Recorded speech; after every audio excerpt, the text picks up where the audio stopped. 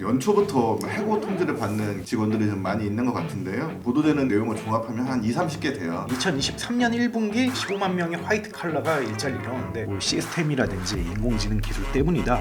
고급 인력 포함됐다. 정보로 먹고 사는 직업이라고 생각을 해요. 가장 극단적인 게 전문직인 거죠. AI가 일자리를 위협한다 라는 논제 근거에는 AI 낙관론이 있는 거예요. AI 품질에 대한 낙관론. 정말 그렇게 할지는 모르죠. 스타트업 대표님들, 관계자분들이랑 이야기 많이 나눠보셨잖아요. 인력 감축에 실제로 영향을 미친다고들 판단을 하십니까? 네, 안녕하세요. 티타임즈 홍재 기자입니다. 네, 안녕하세요. 바이라인 네트워크 심재석입니다.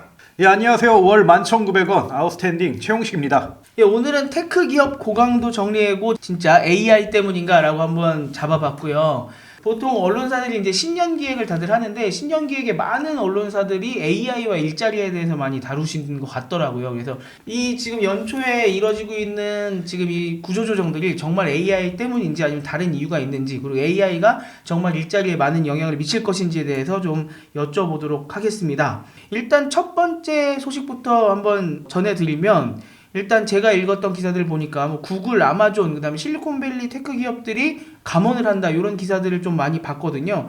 그것과 관련해서 일단 한번 소개를 해드리면서 이야기를 전개하면 좋지 않을까 싶어서 일단 심 대표님께 요새 소식들이 어떤 게 있는지 좀 여쭤볼게요. 연초부터 해고 통지를 받는 직원들이 좀 많이 있는 것 같은데요. 그 테크 영역만 딱 한정해서 봐도 보도되는 내용을 종합하면 한 2-30개 돼요. 정리해고가 일어나는 그 미국 기업들이, 실리콘밸리 기업들이.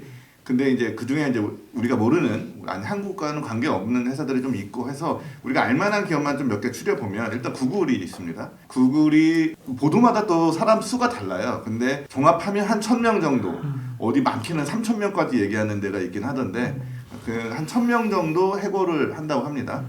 근데 구글이 지난해에 12,000명 정도를 이제 해고했거든요. 연속 2년 연속으로 대규모 감원을 한다는 건 아마 구글 창립 이후로 처음 있는 일인 것 같고요.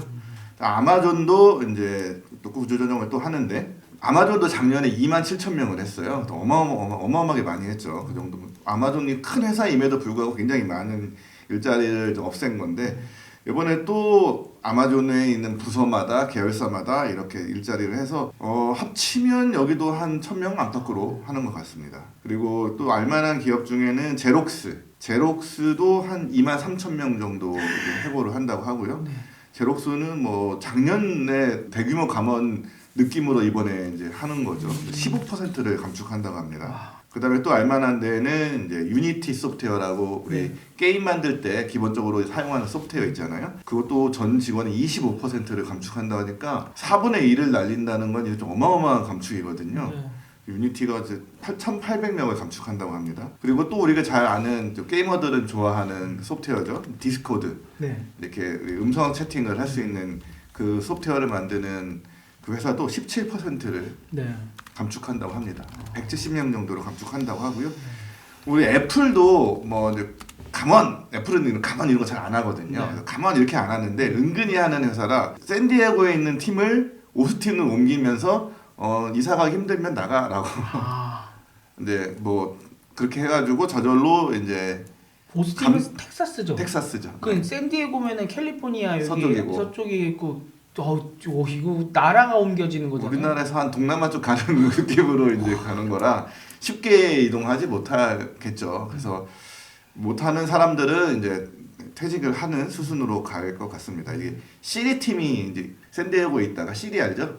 시리. 그 시리 팀이 이제 오스틴을 옮겨가면서 그런 일이 벌어진다고 합니다. 와, 지금 작년에 제가 그 수치 봤었을 때 그 정리해고를 모아놓은 사이트에 뭐 총 26만 명인가로 등록됐었다고 하는 것 같은데, 그 1년 동안 벌어진 일이잖아요. 근데 그것도 그 전년도에 비교해서 거의 뭐 배 가까이 늘어난 수치라고 했었는데, 지금 벌써 연초에 지금 1월 중순도 안 되는데 벌써 몇만 명이네요. 지금 이거 합치면. 그렇죠.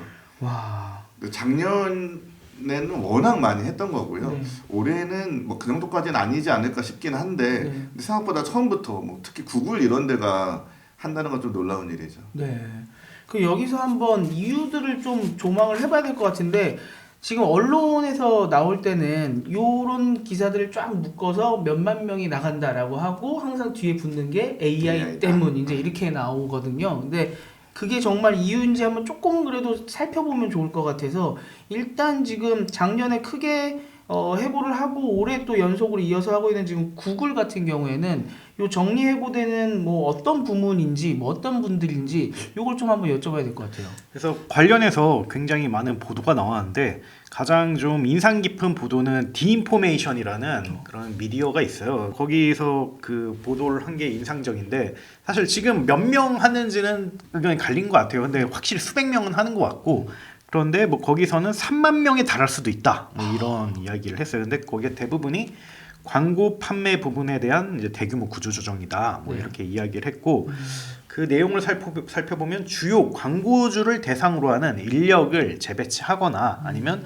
그들을 좀 통합시키는 뭐 이런 안을 지금 고민하고 있는데 한마디로 얘기하자면 인공지능 기술이 계속 발전하고 있다 보니까 맞춤형 광고에서 휴먼 터치가 필요 없다는 거예요. 손길이 필요 없다. 이건 다 이제 AI로 다 가능하다. 뭐 이런 이야기인데 GDN을 해보면 아시겠지만 이게 사실 광고 업무 대부분을 다 광고주가 해야 돼요. 뭐 예전에는 그냥 돈 주고 이렇게 그 말로 하거나 아니면 문서화 시키면 그 알아서 해주는 게 아니라 다 뭐 광고 문구도 직접 해야 되고 광고 이미지도 해야 되고 예산 관리도 해야 되고 타겟팅도 해야 되고 이걸 한 세트를 이제 그 캠페인이라고 얘기하는데 보통 한 캠페인 하나 올리는 게 아니라 보통 수십 개 캠페인을 계속 돌려가면서 가장 좋은 효율을 이렇게 그 광고주가 체킹을 하는 거거든요. 근데 그걸 어쨌든 광고주가 다 하는 거죠. 근데 물론 그렇다고 해서 구글이 전혀 그 안 해주냐 뭐 그런 건 아니에요. 이렇게 광고에서 예산을 세팅하고 규모감 있게 집행을 하면 담당자가 딱 붙어요. 딱 이렇게 팝업 창이 뜹니다. 저 뭐 누구 매니저예요. 저한테 이제 궁금한 거 있으면 물어보세요. 뭐 이렇게 그래서 그분하고 이제 소통하면 보통 질의응답이란지 업무 지원 같은 걸 제공받을 수 있고요. 그리고 큰 대형 광고주 같은 경우는 정말 뭐 거기서도 어느 정도 이제 직급이 있는 분이 직접 챙기고 뭐 여기서 챙긴다는 말은 주기적으로 만난다든지 뭐가 불편해요 뭐 이런 이렇게 민원을 들어주는 뭐 그런 건데 근데 최근 들어서 뭐 여러 가지 지표라든지 이런 걸 봤을 때는 이거는 지금까지도 이미 광고주가 거의 대부분 다 했지만 앞으로 더 많이 하겠구나 뭐 이런 판단 때문에 어떻게 보면 그 중간에 있는 세일즈 매니저들이 이제 필요하지 않다라고 이렇게 볼 수가 있는 것 같고요. 그리고 그 돈을 차라리 광고 시스템과 인공지능 그리고 매칭 시스템에 돈을 더 쓰면 그러면 뭐 광고주는 더더더 이제 지들이 다 알아서 하겠구나 뭐 이런 판단이겠죠. 그래서 저도 꽤 집행을 했는데 사실 구글 직원에게 물어본 건 없어요. 다 제가 알아서 했고 잘 만들었어요. 직관적이고 이게 너무 이렇게 미국적 냄새가 난다는 게 문제지 정말 잘 만들었고 그리고 블로그라든지 유튜브 보면 정말 널려 있어요. 가이드라인이. 그리고 구글에서도 문서화를 통해서 그걸 설명을 해주고 있는데 그것도 진짜 자세하게 나와 있어요. 그러다 보니까 저는 정말 뭐 한 번도 구글 직원하고도 말 섞지 않고 잘 이렇게 배정이 됐는데도 불구하고 뭐 그런 케이스죠. 그래서 앞으로도 좀 이러한 현상이 좀 지속되지 않을까. 그래서 좀 어느 정도 저는 GDN 광고주로서 이해가 됐죠. 네. 뭐 안타까운 일이지만. 예. 네. 그러면 이거 같은 경우는 지금 AI 영향이 좀 있다고 봐야 되겠네요, 결국은. 뭐 복합적이긴 한데 뭐 인공지능 때문에 뭐 한다라는 게 뭐 틀린 말은 아니라고 생각을 해요. 왜냐하면 기존에는 딱 그 광고주가 어떻게 보면 이제 그 에이전시라든지 뭐 매체 다 맡겨서 했던 거를 어떻게 보면 다 광고주가 하고 있고 이 과정들이 다 인공지능이 견인하고 있기 때문에 앞으로 더더더 그럴 거거든요. 그렇기 때문에 뭐 맞다고 봐야죠. 예. 그러니까 이게 꼭 뭐 생성 AI라던가 요새 최근의 AI 기술 때문인 거는 아니고 이게 확실히 자동화되다 보니까 점점 디지털화되다 보니까 이게 예전처럼 사람이 하나하나 붙어 살 필요는 없고 그다음에 이게 등록하는 사람한테서도 훨씬 더 직관적이고 쉽게 할 수 있게 점점 만들어 주니까 할 일이 없어진 거죠. 굳이 중간에서 해줄 필요가 없어진다. 이제 그런 걸로 해석을 하면 되겠군요. 구글 얘기는 한번 여쭤봤고요. 그다음에 아마존 같은 경우는 어떤 부분입니까? 아마존은 이제 공식적으로는 스트리밍 및 스튜디오 운영 부분이라고 하는데 이제 스트리밍이라는 게 아마존 프라임 비디오죠. 그거 하고 그다음에 스튜디오라는 거는 이제 MGM을 인수했거든요. 아마존이. 네. MGM 스튜디오를 85억 달러에 인수를 했어요. 네. 보통 이렇게 인수를 하면 좀 이게 물론 이제 이 MGM을 2년 전에 인수를 했는데 인수를 하면 한번 이제 좀 구조조정을 좀 하죠. 원래 인수한 회사를 그대로 가져가진 않잖아요. 물론 이제 고용 승계 이런 거를 뭐 우리나라에서 노조와 협상해서 하기도 하는데 뭐 미국 기업들은 조금 이렇게 그런 면에서 구조조정이 좀 있었던 것 같고 트위치도 이제 그 트위치에서도 구조조정이 있는데 네. 트위치는 우리나라에서 뭐 한국에서 철수해가지고 한참 이슈가 됐었잖아요. 거기도 이제 여기는 좀 그것 때문에 구조조정을 하는 건 아니고 트위치는 좀 인수한 지 오래됐어요. 10년 전에 인수를 한 10억 달러 정도에 했는데 네. 그거를 워낙 이 수익성이 안 좋아요. 트위치가 네. 우리나라에서 철수했다는 것 자체가 이제 그런 걸 보여주는 일이죠. 이제는 수익성을 좀 개선해야 될 때가 왔다라는 그런 판단이 드는 것 같아요. 그래서 트위치에서도 좀 감축을 하고 그리고 아마존 프라임 비디오 같은 것도 이제 감축을 하는데 이런 거죠. 이제 뭐 구글이나 이런 데는 막 그렇게 해석을 할 수 있잖아요. AI 때문에 사람이 좀 덜 필요해서 대체할 수 있기 때문에 감축을 한다라고 볼 수 있는데 제가 볼 때 이제 아마존의 경우는 그렇다기보다는 AI에 투자를 해야 되니까 비용을 이쪽으로 좀 무게중심을 옮기는 차원에서 이쪽에서 좀 줄이는 이런 느낌이 좀 있는 것 같습니다. 네. 그 프라임 비디오 같은 경우에도 그런 거잖아요. 우리 쿠팡 플레이하고 비슷한 거잖아요. 그게 쿠팡 플레이도 쿠팡 와우 클럽이라는 membership에 가입해야 네. 그걸 볼 수 있는 건데 와우 클럽의 핵심은 그 비디오라기보다는 쇼핑이죠. 그 쇼핑에서 배달료 안 내고 다음날 빠르게 받을 수 있는 이게 핵심이잖아요. 프라임은 있으면 이거까지 있네 하고 좋은 만족도를 높여주긴 하지만 쿠팡 플레이 때문에 쿠팡 와우 멤버십 가입하겠어 라는 분들도 계시겠지만 많지는 않겠죠. 그런 차원에서 약간 이건 스키다시 상품이라고 할까요? 그런 점에서 보면 그런 부분은 조금 비용을 축소시키고 예를 들어 엔트로픽이라는 회사를 그 아마존이 거대하게 투자를 했거든요. 또 뭐 이제 우리나라 돈은 5조 몇천억 정도 그 미국 돈으로 40억 달러 정도의 투자를 했는데 그런 비용을 더 쓰겠다라는 뭐 좀 그런 취지로 보입니다. 결국은 AI 투자하기 위해서 수익성 낮은 부분이 정리가 된다. 이제 이런 건데 예전에도 항상 새로운 부분에 투자를 하기 위해서는 기존에 좀 오래되거나 아니면은 지금 수익성이 없거나 이런 부분을 좀 정리를 하잖아요. 그러면 신사업에 투자를 하는데 그게 AI인 거냐? 아니면 정말 AI 자체가 너무 파워풀해서 이게 AI를 위해서 정리를 하는 거냐? 약간 뉘앙스가 다르지 않습니까? 어떻게 보십니까? 저는 명분이라고 생각을 해요. 그래서 뭐 AI에 투자하기 위해서 날린다, 뭐 그럴 수도 있고, 뭐 아니면 인공지능이 좋으니까 사람 필요 없다, 뭐 이렇게 둘 다일 수 있는데, 근데 이게 약간 좀 명분이라고 한 거는 좀 표면성 이유라는 거죠. 이보다는 저는 좀 IT 비즈니스의 사이클과 좀 인공지능의 관계를 좀 더 이야기하고 싶은데, IT 비즈니스라는 게 사실 100을 넣으면 100이라는 비용을 넣으면 이게 빽빽빽빽 이렇게 가는 게 아니고 이게 초반에는 엄청 많이 들죠. 사실 초반에는 몇백이 뭐 이렇게 들 수 있고 그때는 이제 별의별 사람을 다 뽑습니다. 뭐 예를 들면 네이버만 하더라도 자리를 잡기까지 굉장히 많은 휴먼 터치 인력을 뽑았거든요. 그래서 뭐 지식인이라든지 아니면 콜센터라든지 이게 좀 몇백 명을 뽑았어요.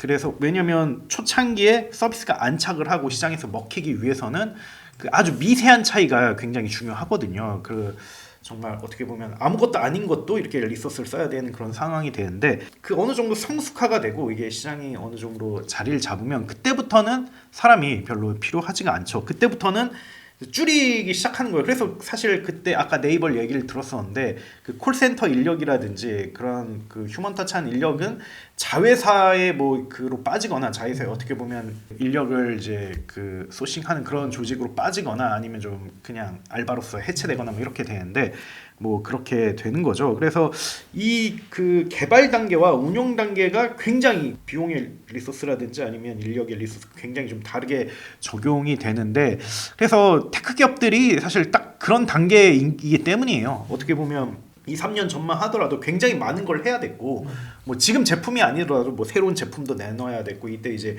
많이 했다가 지금 딱 각을 봤을 때 뭐 굳이 더 그런 건 아닌 거지. 이제 운영 단계로 넘어가는 거죠. 운영 단계로 넘어가면서 이렇게 사람들이 이렇게 나가는 거고 이걸 좀 극단적으로 알 수 있는 케이스가 우리나라 스타트업 중에서 타링이라는 그런 교육 플랫폼 회사가 있어요. 근데 거기가 많을 때는 100명이었어요. 근데 지금 20명으로 확 줄였거든요. 근데 매출은 똑같아요. 네. 그러니까 이런 식이에요. 이게 어떻게 보면 가장 극단적으로 알 수 있는 사례죠. 근데 제가 인공지능이라는 얘기를 꺼냈던 이유는 예전에는 휴먼 터치를 담당하는 인력들이 뭐랄까 그 개발 단계에서 100 필요했다가 운영 단계에서 50으로 줄어든다면 지금 뭐 1, 20으로도 이제 줄일 수가 있는 거죠. 그 정도로 많이 고도화됐으니까. 그래서 결론적으로 저는 IT 비즈니스 사이클 때문인 것 같고, 근데 여기에 인공지능이 좀 큰 그 견인 요소가 되는 것 같고, 또 경영자들 입장에서는 어느 정도 이걸 좀 명분으로 쓰려고 하는 것도 있지 않을까 그렇게 생각해 봅니다.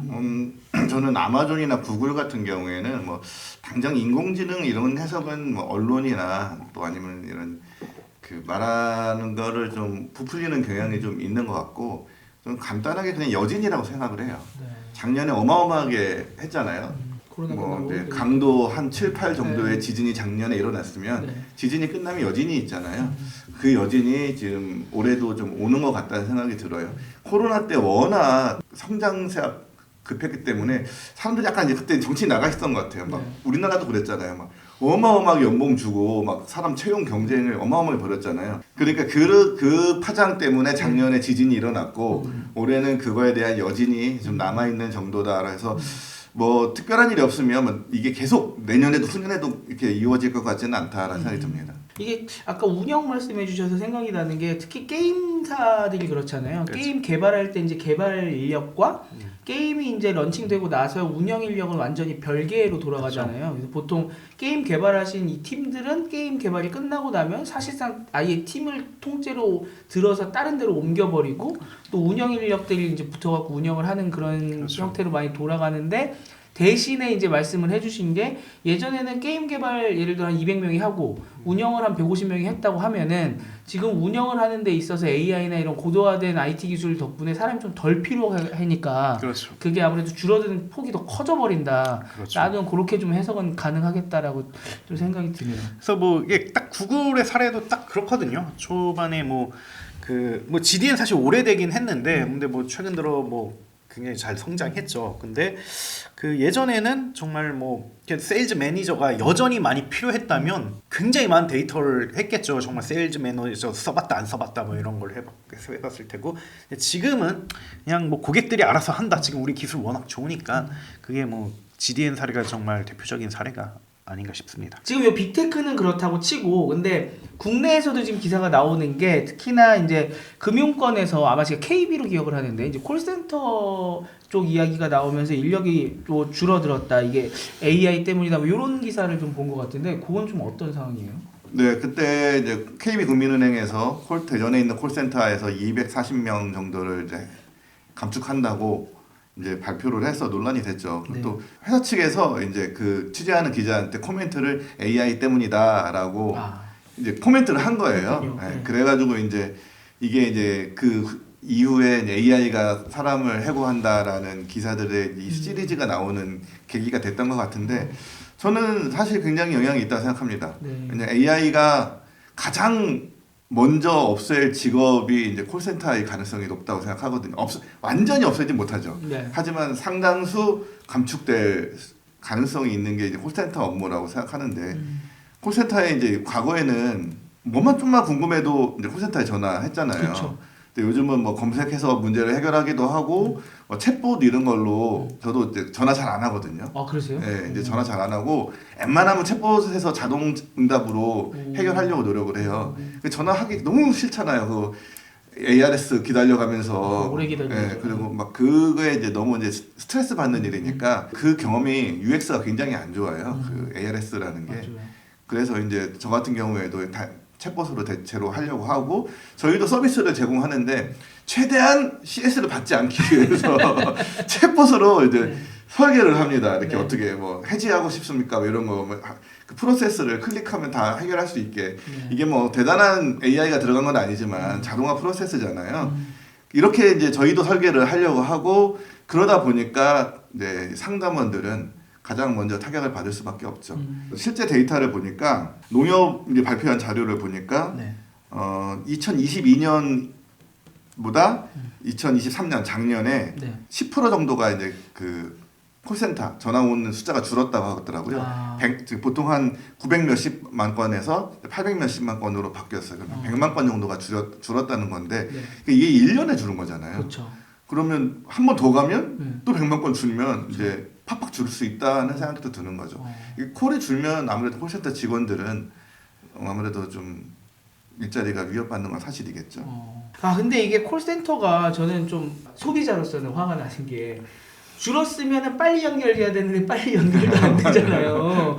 그리고 점점 이렇게 인력은 감축하고 자꾸 뭐 보이는 ARS 하라고 하고 네, 그렇죠. 뭐 자꾸 뭐 얘기해 보세요 막 시키는데 말 안 하게 되죠 그거. 네, 그러니까 저는 사람이랑 대화해 갖고 빨리 풀 수 있는 문제인데 이렇게 하면 점점 이게 길어지니까 결국은 사람이 기다리는데 또 이렇게 콜센터 감축됐다는 콜센터의 콜이 줄어들었다는 이제 이유로 막 사람 자르고 이러니까 점점 이게 사람이랑 대화하기가 힘들어져 갖고 요새는 1대1 문의 창만 있어도 너무 반갑고요. 네. 사람이랑 이렇게 1대1로 이야기할 수 있으니까 채팅만 해도. 네, 이것만 해도 너무 감사하고 전화를 했는데 ARS 연결만 할 수 있어도 눌러놓고 아무튼 기다려요.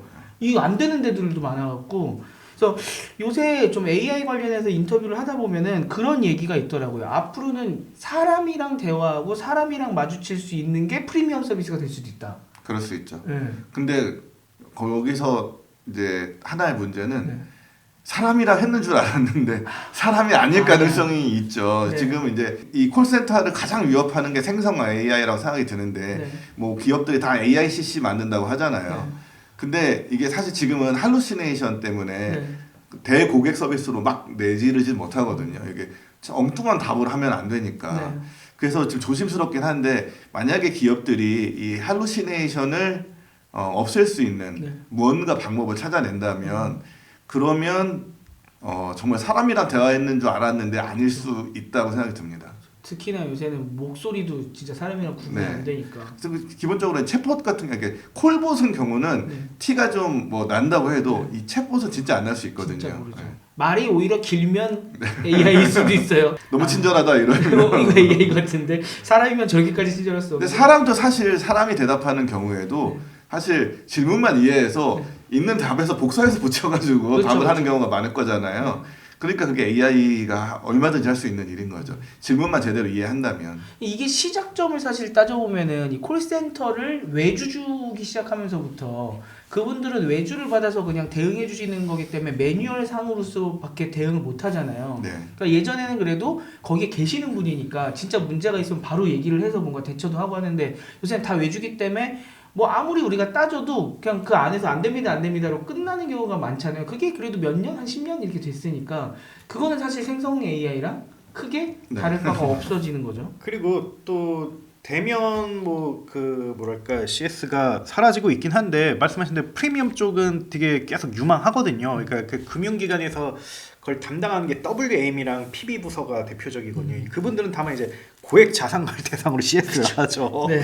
근데 그분들은 저희가 만나서 교류를 해보면 굉장히 되게 뭐랄까 프리미엄을 위해서 계속 높이더라고요. 그러니까 저희가 만났던 이유도 좀 스타트업 투자에 우리 자산가들이 관심이 많으시다. 그에 대해서 좀 한번 얘기도 좀 하고 나누자. 네. 뭐 이렇게 해서 좀 이런 식으로 얘기도 나누고 뭐 하거든요. 그래서 어떻게 보면 되게 완전 동떨어진 분야인데 저 같은 경우는 그 스타트업 미디어의 그냥 작은 그 스타트업 미디어의 대표일 뿐인데 이렇게 하는 거 보면 확실히 반복적인 그런 CS가 주는 거지 이게 CS 자체가 주는 건 또 아닌 것 같아요. 예. CS 자체가 없어질 수는 없죠. 그러니까 프리미엄 서비스도 있고 그리고 아무리 AI라도 모든 문제를 다 해결해 주진 않아요. 발전한다고 해도 사람이 그러니까 답이 없어서 사람들 뭐 예를 들어 콜센터 직원이 받았는데 자신도 답이 없어서 뭐 윗사람한테 물어보고 회사 차원의 의사결정이 있는 거나 이런 여러 가지 상황이 있잖아요.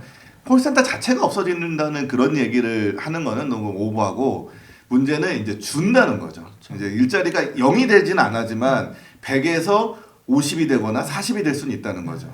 그렇게 되면 이제 나중에는 정말 외주주던 콜센터는 다 없애고 그냥 정말 본사에 정말로 이제 프리미엄만 다루는 한 5명 남아서 의사결정이 필요한 사람들만 딱 남는다거나 뭐 그렇게 될 수도 있겠죠. 이번에 국민은행 건도 외주사에서 줄인 거거든요. 직접 국민은행 소속 직원들은 아니고. 그리고 또 하나 포인트는 인공지능이 일자리를 없애는 것도 있지만 인공지능 리터러시가 없애는 것도 있는 것 같아요. 사람들의 인공지능에 대한 이해도가 굉장히 높다 보니까 그런 작은 것들은 굉장히 하찮게 여기고 나 혼자 해결할 수 있다라고 생각을 하거든요. 실제로 저도 뭐 여러 가지 금융 업무 하다 보면 다 아는 거고 네. 그냥 그분이 해줄 수 있는 건 원클릭밖에 없거든요. 사실은 그렇기 때문에 이게 뭐 두 가지가 좀 맞물려서 이렇게 되지 않았나 싶기도 합니다. 지금 이야기한 거랑 좀 반대 또 기사가 하나 났는데 반대인지는 정확히 모르겠습니다만 제가 보기에는 좀 희한했어요. NC소프트가 이제 AI 그 이번에 좀 많이 구조조정을 하는 것 같더라고요. 뭐 이렇게 사업을 많이 정리하는 것도 있고 하는 것 같은데 AI 금융 사업 쪽도 철수를 한다라고 이렇게 기사를 봤습니다. 근데 지금 보면은 콜센터 이렇게 줄어들고 하면 AI 금융 쪽이 오히려 뜰 것 같은데 여기는 왜 그만두는 거예요? 이것은 좀 완전히 다른 문제예요. 최근에 NC소프트가 굉장히 강도 높게 사업 구조 개편을 하고 있는데 뭐 이뿐만 아니라 자회사 엔트리브라는 자회사가 있었는데 굉장히 좀 괜찮은 회사였거든요. 거기도 이번에 폐업을 시켜버렸어요. 프로야구맨이죠. 예, 그렇죠. 네. 그리고 뭐 그 말씀하신 것처럼 금융 비즈니스 센터의 해체를 선언했고 또 이것뿐만 아니라 그동안 또 가족 경영 논란이 많았는데 그것도 이제 해체시켜버리고 또 외부에서 금융 전문가를 전문 경영인으로 좀 모셔왔는데 이게 왜 그러냐면 실적이 안 좋기 때문이거든요. 그래서 지금 핵심 캐시카우였던 뭐 리니지 시리즈가 그 확률화 게임 아이템 그 논란에 힘입어 지금 매출이 줄고 있고 또 얼마 전에 내놓은 신작 게임인 이게 TL이 또 잘 안 되면서 지금 매출이 굉장히 많이 줄 거라는 전망이 있어요. 그래서 4분기 예측치가 그 매출 4,5천억 원에 영업이익 1,200억이거든요. 여기서 영업이익 1,200억이 약간 좀 충격적이죠. 왜냐면 1,2천억씩 이렇게 이익을 냈던 회사이기 때문에 그래서 좀 이것 때문에 그런 건데 근데 NC소프트가 그러면 인공지능에 투자를 안 할 거냐? 그건 또 아니에요. 왜냐면 지금 게임 업계에서 두 가지 트렌드로 인공지능이 막 지금 그 엄청난 화두로 떠오르고 있거든요. 그러니까 첫 번째는 게임 개발과 제작 측면에서 되게 인공지능이 엄청나게 많이 쓰이고 있어요. 그래서 예전에는 다 수작업했던 걸 인공지능에 맡기는 거죠. 그래서 이게 좀 기념비적인 게임이 2022년에 스팀에서 출시된 이 소녀는 존재하지 않는다라는 게임인데 그거는 거의 대부분을 다 인공지능으로 만든 그런 게임이에요. 근데 좀 조잡합니다. 근데 솔직히 말씀드리자면 그냥 캐주얼 게임이에요. 그냥 뭐 테트리스보다 좀 나은 뭐 그 정도인데 어쨌든 이게 좀 기념비적인 역할을 했고 두 번째는 좀 게임 시스템과 그리고 뭐랄까 이제 유저 경험 측면에서 되게 차별화된 경험을 계속 주고 있거든요. 최근 그러니까 엄청난 인기 게임 중 어쌔신 크리드라는 그런 시리즈물이 있는데 거기에서 NPC에게 인공지능을 그 도입을 했어요. 예전에 NPC라고 하면 말 걸면 대사 몇 개를 계속 돌려서 얘기를 그쵸. 하거든요. 아 주공 저는 그 의견에 동의합니다. 저는 그 의견에 동의할 수 없습니다. 몇 개만 돌려 쓰는데 근데 지금은 인공지능이 도입돼서 NPC가 사람처럼 이렇게 이야기를 하는 거예요. 뭐 예를 들면 그 상황에 맞춰서 이야기를 하고 더 넘어가서 만약에 뭐 주인공이 유저가 뭐 덤불 속에 딱 숨는다라고 네. 하면 창으로 막 찔러본다든지 오. 덤불로 그런 거가 최근에 도입이 돼가지고 굉장히 화두를 모았거든요.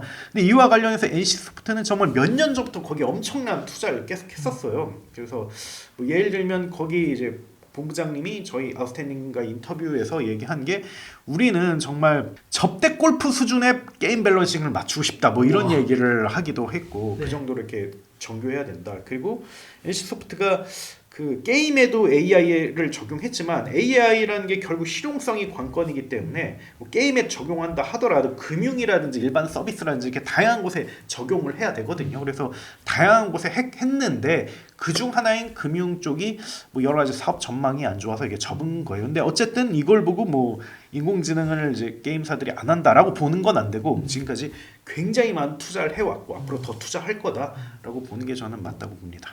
이쪽은 그러니까 좀 방향이 다르군요. 좀 네, 잘못 짚은 거군요. 그렇죠. 그 뉴스만 보고 이렇게 판단하실 필요는 없다. 네. NC는 지금 창립이라 최대 위기 중 이런 느낌이거든요. 지금 해외 기사들을 좀 읽어보시면은 이게 빅테크에서 정리해고되거나 이제 구조조정으로 나오시는 분들이 테크 기업으로 많이 간다라는 또 이런 기사들이 있더라고요. 그러니까 테크 기업이 아닌 곳에서 네. 테크 인력들을 원하기 때문에 그분들이 그쪽으로 간다라고 이제 기사들을 봤는데 그 일자리의 변화 이렇게 좀 해석할 수 있는 겁니까? 네, 그럴 수 이게 이제 의미하는 바가 좀 있는 것 같은데 최근에 우리나라 그 기사를 보면 우리은행이 IT 테크를 내재화하겠다라고 이제 발표를 하고 아웃소싱 주던 자회사나 뭐 이런 식으로 아웃소싱 주던 그 인력들을 이제 고용을 하기 시작했어요. 그러니까 이 일반 기업들이잖아요. 우리은행은 전통적인 금융업인 우리 그 기업인데 네. 이런 기업들이 테크의 중요성을 굉장히 중요하게 생각한다는 거죠. 그래서 자기의 서비스의 경쟁력, 뭐 자동차 회사나 모든 이런 제조업체들도 마찬가지고 네. 이 테크의 경쟁력이 나의 비즈니스 본질의 경쟁력과 이어진다고 생각을 하기 때문에 테크 경쟁력을 계속 높이려고 해요. 예를 들어 우리 티타임즈에도 출연하신 그 오순영 상무, 그 국민은행의 AI 담당하시는 그분도 테크 기업, 한글컴퓨터라는 테크 기업에서 이전을 하신 경우고, 그렇죠. 또 국민은행에서 지금 또 CTO 하시는 박기은 전무라는 분은 네이버에서 이렇게 옮겨오신 부분입니다.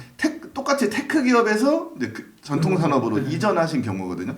현대차에 가면 고위 이제 그 기술하는 분들은 다 뭐 네이버니 카카오니 이런 데서 오신 분들이 많아요. 그러니까 전통 기업에 계신 분들인데 우리나라 그 테크 기업에서 간 분들인 거죠. 이런 게 이제 우리나라만 있는 현상은 아니고 이제 글로벌적으로 있는데 미국에도 많습니다.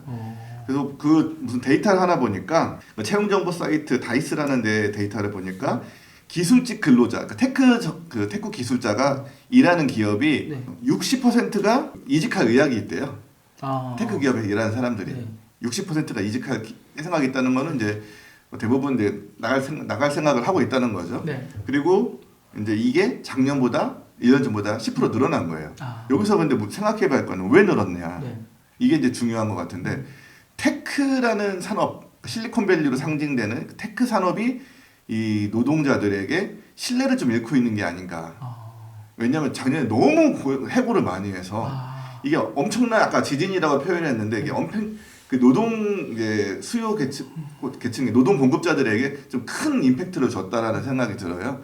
그래서 사람들이 이제 테크 기업에서 일하는 게 좀 리스크가 있다. 안정적이지 못하다. 이제 전통 기업으로 이직을 해야겠다라는 그런 생각을 좀 키우는 계기가 됐다라는 생각이 듭니다. 아무래도 전통 산업 쪽으로 가면 똑같이 테크 일은 하는데 좀 안정적이고, 그리고 또 테크 산업 내에서 테크인들끼리 막 박터지게 싸우는 것보다는 이쪽에 가면 좀 나의 전문성도 인정받을 수 있고 여러모로 좀 그렇죠. 그리고 데이터를 보면은 CBRE라는 투자회사의 데이터를 보니까 테크 인재들, 네. 기술자들이 전통 산업에서 이러한 기술자들은 2022년 이후로 해고된 경우가 없대요. 근데 테크 기업에서 일하는 기술자들은 작년에 난리 났었잖아요. 그쵸. 이런 점에서 이제 난 여기보다 노조도 좀 있고 네. 이런 데로 이제 가려는 경향이 있다는 거죠. 이게 테크 산업에 굉장히 좀 어떤 리스크한 요인이 되지 않을까. 이게 해고를 안 당할 뿐만 아니라 오히려 전통 산업들은 지금 IT 인력들이 점점 늘리니까 그렇죠. 오히려 내 밑에 사람을 뽑을 수 있고 이게 좀 확장하는 느낌이 있는데 오히려 테크는 계속 정점을 찍고 이게 뭐 계속 지금 사람 줄이고 이런 상태니까 전통 산업이 더 좀 좋게 선호할 만 하시겠네요. 그리고 또 이렇게 모험 벤처나 이런 모험 쪽에 이제 가시던 분들은 성격이 과거에는 스톡옵션 받아가지고 내가 한 번에 떼부자 편이 그런가요? 백만장자가 되겠다라는 생각을 아마 이제 하고 이제 스타트업이나 이런 데 몸을 던지는 분들이 꽤 있을 텐데 이제 그거보다는 당장 캐시를 많이 주는 뭐 금융권이나 뭐 자동차 회사나 이런 데를 가서 미래에 얻을 수 있을지 없을지 모르는 큰 돈보다 당장 적당히 많은 돈을 택하는 경우가 있다는 거죠. 그런 경우가 더 많아진다는 거고 저는 이게 우리나라 IMF 때 이후로 좀 느낌이 그거랑 비슷한 것 같아요. 네. IMF 이전까지 우리나라 그렇게 막 안정성 이런 거 크게 생각하지 않았는데 IMF 이후에는 최고 좋은 직장이 공무원이나 공기업 이런 거죠. 공무원보다는 공기업이죠. 돈을 더 많이 주니까. 그렇죠. 안정적이고 돈 많이 주는데. 이런 게 그런 데를 이제 선호되는 직장으로 변했잖아요. 미국의 테크 기술자들이 그런 경향이 좀 있는 것 같아요. 그런 움직임으로 가는 것 같다. 작년에 그 타격이 워낙 커서 이는 이제 미국의 실리콘밸리 경쟁력이 떨어지는 이유가 될 수도 있지 않을까라는 생각이 듭니다. 그럴 수는 있겠네요. 아무래도 인력 운용 면에서는 확실히 좀 빅테크 기업들이 나중에 정말 또 다시 구하려고 하면은 쉽지 않겠다라는 생각도 들고요. 근데 그렇게 되면은 전통 기업이라고 해서 계속적으로 사람을 늘릴 수 있는 건 아니잖아요. 원래 우리가 캐파가 1000명이었다고 하면은 테크 인력을 200명을 받아들여야 되면은 1200명으로 늘려서 버틸 수 있을 거라고 생각이 들진 않거든요. 분명히 좀 이 테크 인력 때문에 기존의 인력이 밀려나는 경우도 생길 것 같은데 거기서 하나 또 더 제가 상상을 해보면 이 테크 인력들이 와서의 지금 IT 기술상 이들의 지상 과제는 아마 AI를 구축해야 하는 거 아니겠습니까? 이 AI 시스템을 여기다가 이식하는 걸 텐데 AI를 다 이식하고 나면은 이분들은 또 자기 일자리가 줄어들 거잖아요. 그럼 이 연쇄 반응이 나는 거 아닌가? IT 인력들이 기존 인력을 밀어내고 그 다음에 기존 IT 인력들은 AI한테 밀려내고 혹시 이 상상은 어떻게 생각하세요? 가능성이 없는 건 아니죠. 예, 아까 게임의 개발 인력과 운영 인력, 개발하는 분들은 이제 개발이 끝나면 좀 떠나는 그렇죠. 그럴 가능성이 전혀 없다고 볼 수는 없죠. 이제 당장은 굉장히 정통 산업에서 테크 인력들을 막 수요가 많은데 어떠한 수준의 이제 기술 개발이 이루어지고 지금은 막 그게 경쟁이지만 어느 시기가 지나면 비슷비슷한 평준화가 될 거고 그렇죠. 그 엄청난 차별화 포인트가 아니게 되는 지점이 올 수도 있잖아요. 그 뒤에는 아마 뭐 그런 식으로 움직일 수도 있을 것 같은데 지금 그걸 단정할 수는 없지만 그렇지만 당장은 아니라고 생각이 드는 거죠. 지금 뭐 한 2, 3년 내에 그렇게 될 거다 이건 아니겠죠. 그러니까 이게 지금 빅테크에서 정리하는 것도 당장 AI 100%는 아니고 아무튼 지금 그 전통 산업 쪽에서도 2, 3년 내에 문제가 생기진 않을 건데 좀 상상력을 더 해보면은 이게 아무튼 AI에 투자하기 위해서 빅테크가 사람을 정리했어요. 이 인원들은 전통 산업으로 가요. 전통 산업에서는 이 인력 때문에 좀 밀려나요.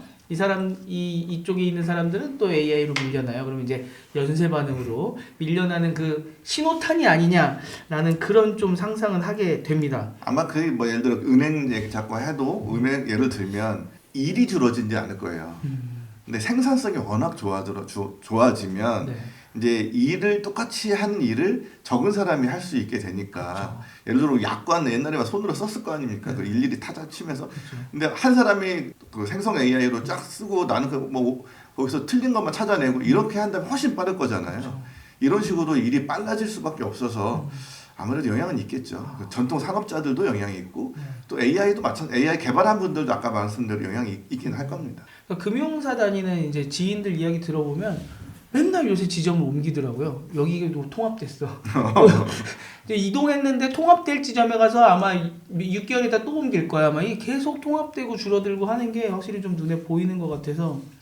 그래서 저도 여담으로 그 뭐 테크 기업에 다니는 개발자들도 있고 그리고 전통 기업에 다니는 개발자도 있는데 다르더라고요. 그 테크 기업에 있는 개발자들은 확실히 굉장히 많은 스트레스와 그리고 엄청난 압박, 그리고 계속 새로운 스택을 배워야 된다는 그런 초조함 뭐 이런 거 속에 있지만 어쨌든 잘 그 속된 말로 테크를 타면 좀 테크트리를 잘 타면 좀 커리어 점프도 되고 돈도 많이 벌 수 있고 뭐 이런 그리고 때로는 인생 역전을 하기도 하고 좋은 주인을 만나면 그런 케이스고 전통 기업에 있는 분들은 그냥 딱 버그가 안 나면 된다. 그리고 이제 딱 문제가 안 나면 된다. 그리고 굉장히 많은 전통 기업들이 특히 금융사들은 다 외주를 주거든요. 그리고 외주 회사들 중에서 막 상장한 회사들도 있고 하도 물량을 많이 주니까 그래서 그들은 그게 거의 똑같은 그것만 쓰고 심지어 코딩 안 하는 사람들도 있더라고요. 개발자인데 그러다 보니까 이 둘의 그런 좀 스탠스라든지 뭐 온도차가 굉장히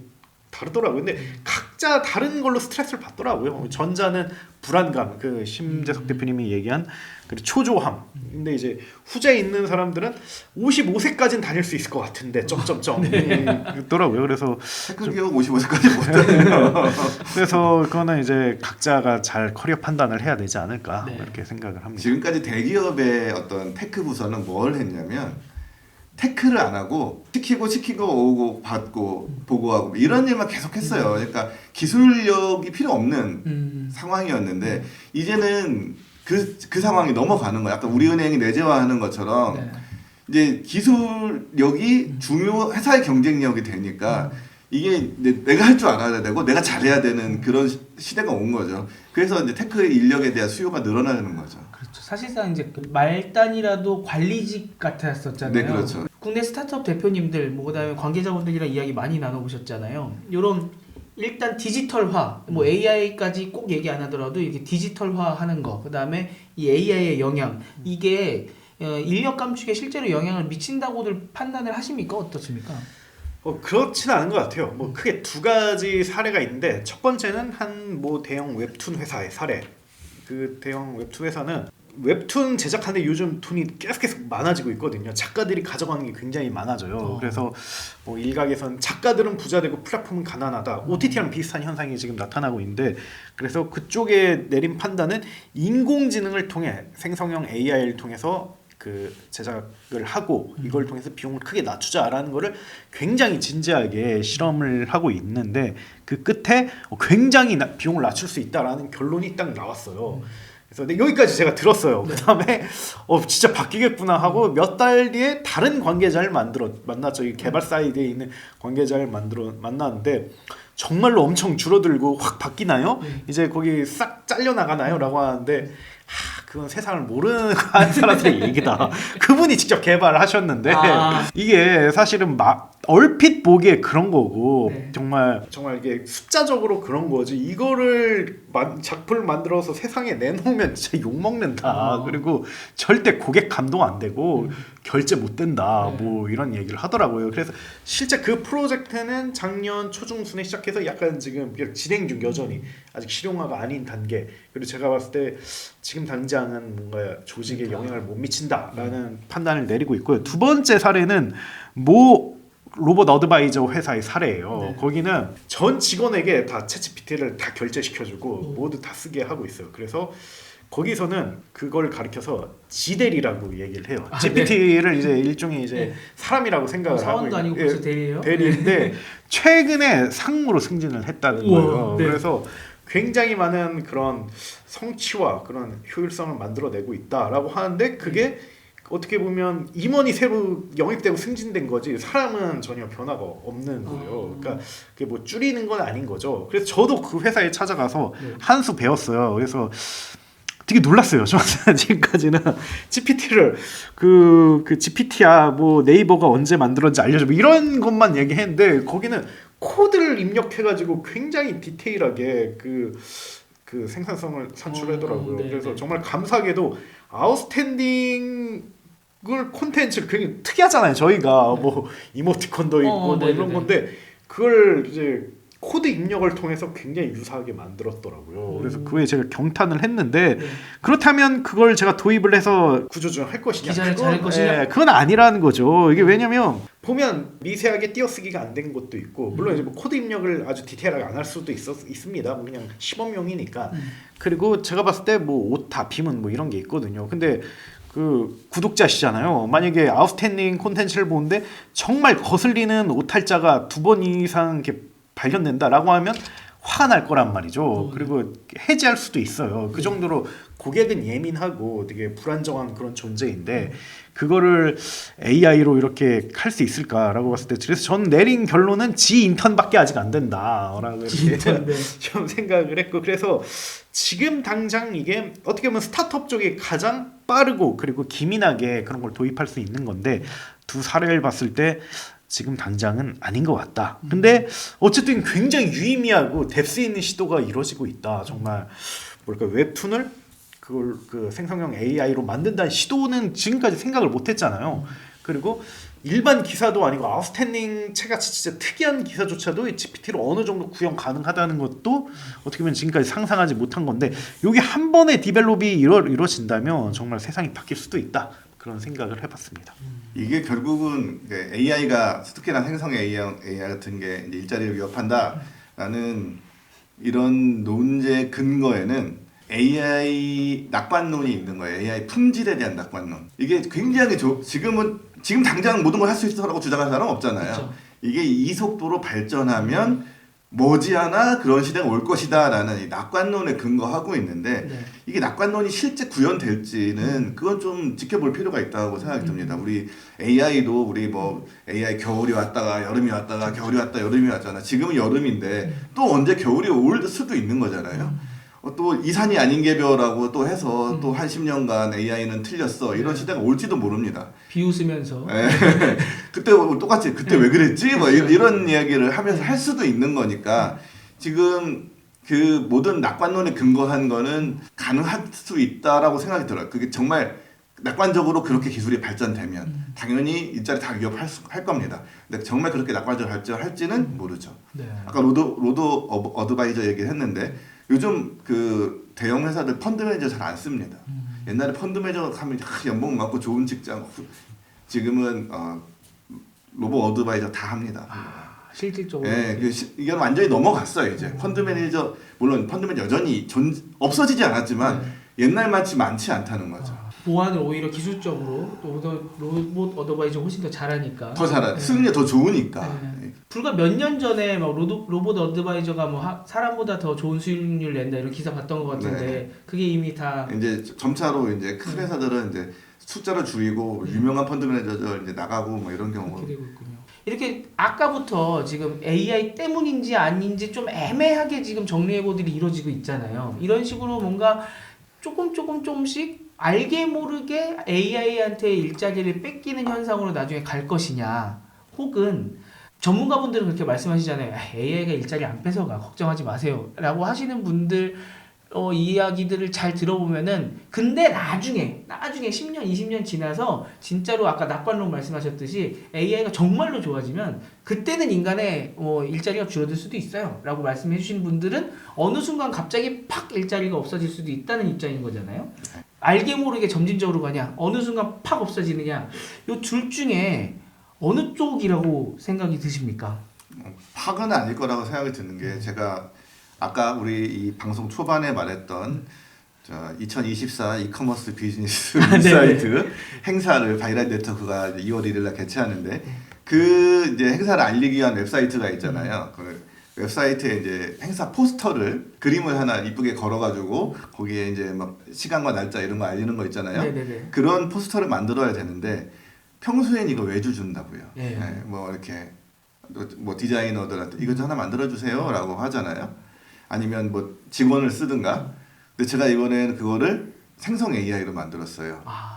그러니까 분명 일이 하나 없어졌죠. 어떤 분들에게는. 그렇죠. 그러면 이게 쌓이면 일자리한테 영향이 오겠죠. 근데 문제는 누구나 다 그렇게 필요할 때마다 다 할 수 있는 게 아닌 게, 제가 이거를 이제 하려고 생각하는데 이게 잘 넣어야 되잖아. 프롬프트를 잘 넣어야 되는데 잘 넣는 사람들은 머릿속에 있어요. 난 이런 걸 만들고 싶어. 그러면 이런 걸 만들어내기 위해서 얘한테 뭐라고 명령을 내리면 좋을까? 그걸 생각하는데, 저 같은 사람은 뭘 만들고 싶은지가 없어요. 그렇죠. 그냥 좋은 그림이 있으면 좋겠다. 그 그림이 뭔지 모르고. 그렇죠. 이렇게 아무 생각이 없는 사람한테는 AI 그 쓸모가 없어요. 그렇죠. 그러니까 이렇게 모든 사람이 다 잘 만들 수 있으면 확 넘어가겠지만 이게 이제 점차 세대가 갈수록 이런 능력을 가진 사람이 늘어나겠지만 저 같은 사람들은 여전히 있기 때문에 당장 확 넘어가기 어렵지 않느냐라고 생각이 드는 거죠. 근데 또 어떤 그러니까 전문가분들은, 이 IT 쪽의 전문가분들은 또 그런 말씀도 하시잖아요. 이게 그렇게 점차적으로 없어지는 직업 같은 경우는 원래 무슨 AI가 아닌 다른 일이 있어도 그런 사이클이 있고, 오히려 AI 때문에 많이 늘어날 수도 있다, 직업이. 이 경중은 어느 쪽이 더 많아질까요? 그게 이제 과거 역사를 보면 항상 새로운 기술이 일자리를 더 만들어냈다는 게 이제 역사의 교훈이에요. 근데 또 어떤 이것도 전망이니까 뭐 답은 없겠지만 AI만은 다르다라고 주장하는 분들이 많아요. AI는 기존의 뭐 이렇게 자동화 기술이나 뭐 공장의 기계 수준하고 완전히 다르다. 이거는 완전히 다른 기술이고 인간을 완전히 대체할 수 있는, 아까 말한 그 낙관론에 근거해서 기술이기 때문에 인간이 쓸모 없어지는 시대가 올 수도 있다. 옛날에는 뭐 몸으로 움직이는 거, 반복적인 일 이런 거를 AI가 대체해 주기 때문에 그런 걸 기술을 만드는 사람들이 늘어났지만, 이제는 그 모든 일, 창의적인 일, 반복적인 일 뭐 이런 거 다 하기 때문에 그런 위험성이 있다고 이제 얘기하시는 분들이 있죠. 네. 아까 우리가 했던 얘기에 비춰보면은 이번만은 다르다는 항상 아니는데.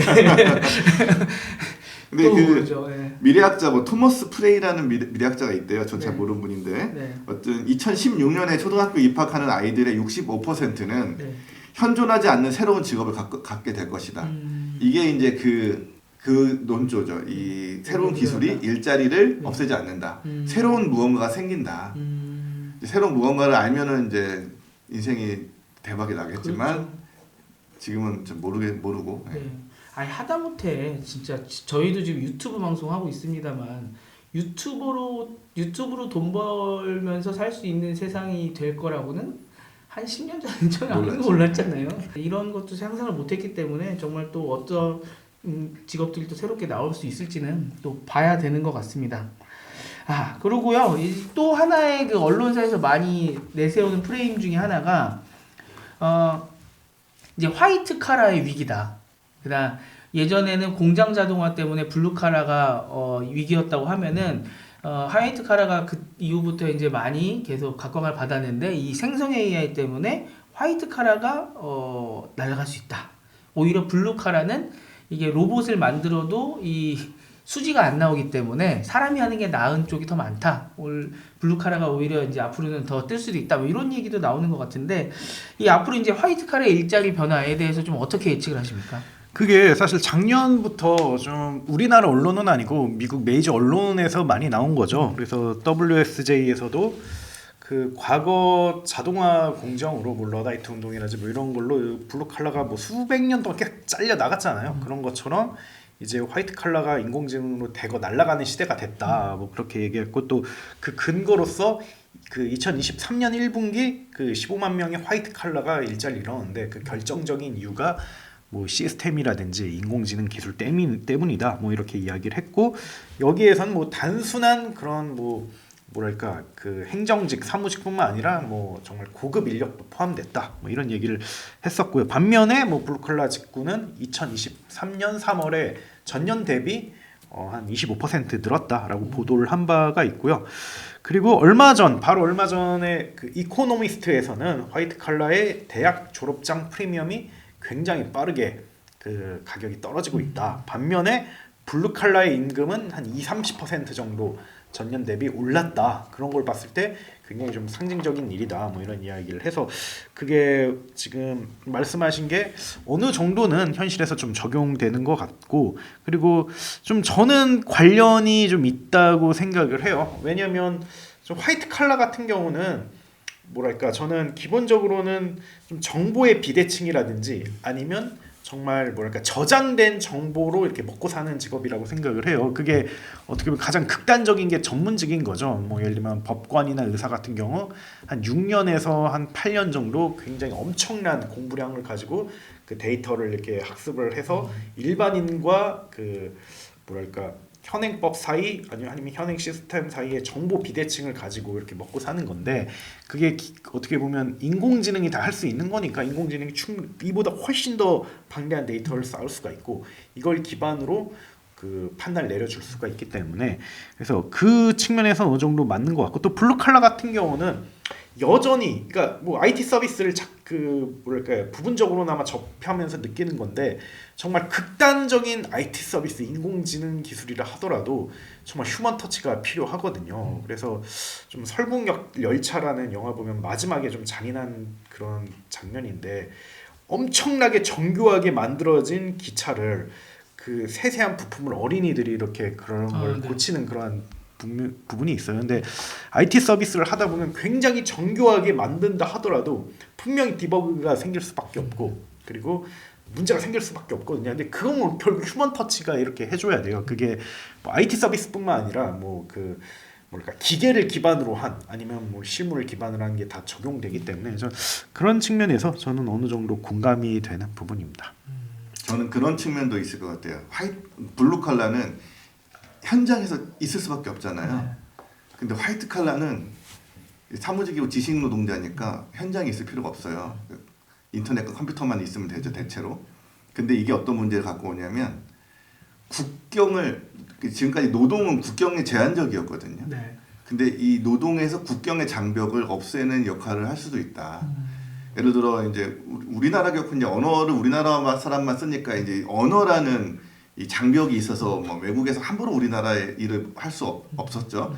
근데 이제 이런 언어 장벽이 또 AI가 사라지게 하면 그렇죠. 예를 들어 뭐 개발자 인도 사람 그냥 뭐 저 해외에 더 실력 있는 개발자인데 우리나라 사람보다 더 임금이 싼 이런 사람 얼마든지 쓸 수 있고 뭐 예를 들어 엑셀을 만들어야 되는데 뭐 해외에 누군가에게 이런 거 엑셀 하나 잘 만들어줘 그럼 가져올 수도 있고 그러니까 이런 국경의 장벽이 사라지는 계기가 될 수 있다.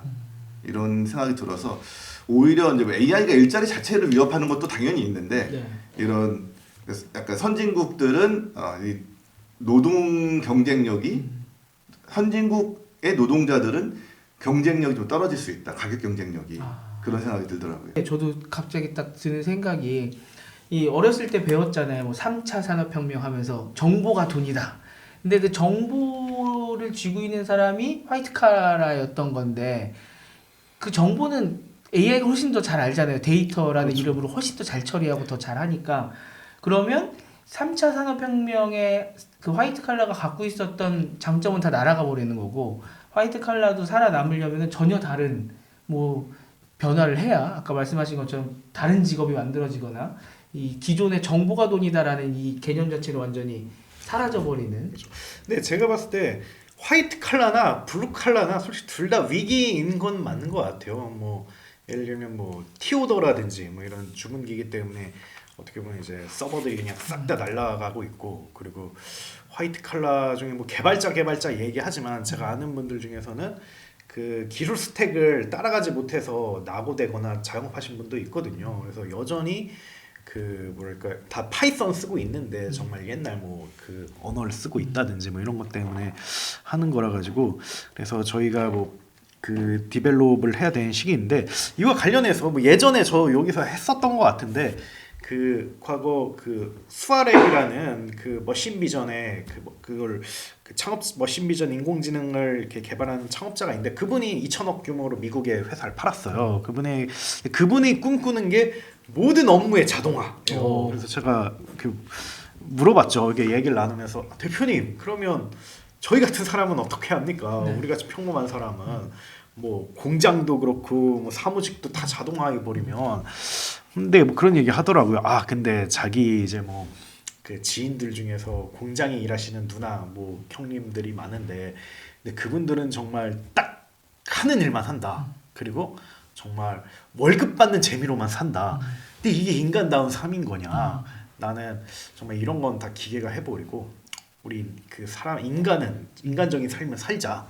뭐 인간적인 삶이라는 게 뭐 정말 노는 거일 수도 있고 아니면 정말 더 창의적인 그런 일이라고 할 수 있는데 근데 선민 의식일 수도 있겠지만 저는 뭐 그때 좀 약간 이게 계속 배우고 계속 바꿔야 되구나 뭐 이렇게 생각을 했어요. 그래서 앞서 좀 많이 티오더가 나왔다라고 하면 어떻게 보면 이제 고객에 한 번이라도 더 웃어주고 네. 또 새로운 가치를 제공하고 만약에 뭐 번역가 사무직이다라고 하면 파파고가 번역 못하는 뭐 이렇게 전문 지식을 번역을 하고 그게 저희의 일이지 않을까. 그래서 어차피 늘 하는 일만 하지 말고 어차피 이런 건 다 인공지능이 다 대체할 테니까 우리 조금 플러스 원씩 더 다른 걸 해야 된다 뭐 이런 생각이 들었습니다. 네.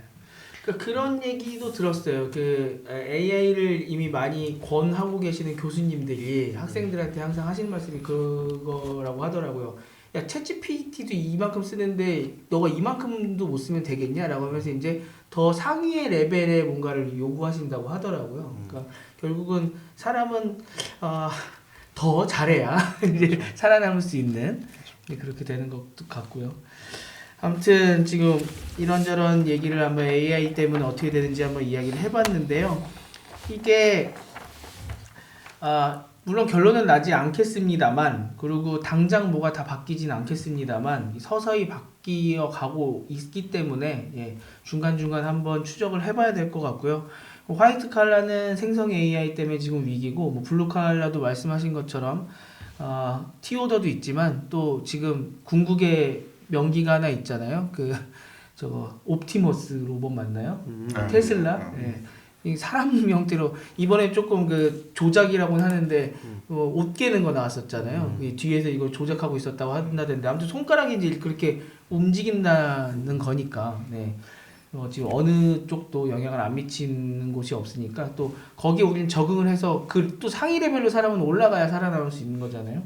계속적으로 봐야 될 것 같습니다. 또 아까 개발자 말씀도 해주셨는데 개발자분들이 많이 말씀하시는 게 왜 우리 직업은 한 번 배워서 끝나는 게 아니라 평생 공부하면서 안 하면은 우리 뒤처지냐고 말씀들 많이 하시잖아요, 개발자분들이. 근데 이제 그게 모든 직업에 퍼지는 것 같은. 그렇죠. 또 금융업에 일하시는 분들도 맨날 시험 보고 맨날 뭐 배우시더라고요. 그렇죠. 자영업하신 분들도 그래요. 계속 이제 신규 티오더도 설치해야 되고 뭐 로봇도 설치해야 되고 그리고 배민도 깔아야 되고 그리고 인스타그램으로 이제 포스팅 돌려 옛날에 이런 거 안 해도 됐는데 그래서 뭐 어떻게 보면 그 육체 노동은 굉장히 많이 줄었지만 어떻게 보면 계속 고민해야 되는 건 맞는 것 같습니다. 그렇죠. 예전처럼 이제 리모컨 가르쳐 드릴 때 아니 난 몰라 네가 알아서 이제 이런 분들은 이제 큰일 납니다. 네, 큰일 납니다. 그렇죠, 예. 예. 이제 뭐든 나오면 계속 배워야 되고 계속 익혀야 됩니다. 마지막으로 이제 바이라인 먼저 한번 아까 하셨던 것도 좋고 한 번 더 합니까? 네, 한번 더 해주시죠. 네, 바이라인 네트워크가 2024 이커머스 비즈니스 인사이트라는 그 행사를 2월 1일 날 개최하는데요. 이 녹화 방송을 보시는 여러분들은 아래 댓글란에 남겨놓을 겁니다. 거기서 링크 들어와서 이제 클릭해서 관심 있으신 분들은 티켓을 구매해 주시면 감사하겠습니다. 예, 저희가 와디즈라는 크라우드 펀딩 회사와 손을 잡고 크라우드 펀딩을 하나 합니다. 그게 바로 뭐냐면 저희 구독권을 정말 저렴한 가격으로 제공한 총 5가지 타입이 있습니다. 이게 스타트업 DB 서비스와 연동이 돼가지고 그걸 굉장히 싸게 살 수 있는 건데 1월 23일 날에 오픈을 하고요. 지금 알림 신청을 받고 있는데 알림 신청 눌러주시면 너무 감사하겠습니다. 그래서 만약에 새해에 정말 자신의 커리어를 높이고 싶다, AI 리스크에서 보호받고 싶다라고 하면 아웃스탠딩을 꼭 이렇게 구독을 하면 좋을 것 같습니다. 그래서 정말 뭐 유튜브도 좋고 넷플릭스도 좋지만 우리 이런 시기에는 정말 아웃스탠딩 읽어줘야 됩니다. 이상입니다. 아니 근데 정말 대단하신 게 이제 콘텐츠는 안 하고 나는 사업 쪽으로 하겠다고 선언하시고 나서부터 진짜 새로운 시도 많이 하시는 것 같아요. 영업도 열심히 하시고 그렇죠. 정말 대단하실 것 같습니다. 저희한테도 많이 좀 알려주시고요.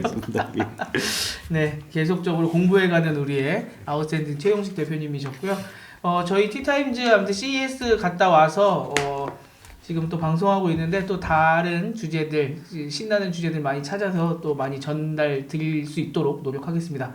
저희는 2주 후에 두 분과 다시 찾아오겠습니다. 감사합니다. 고맙습니다. 감사합니다.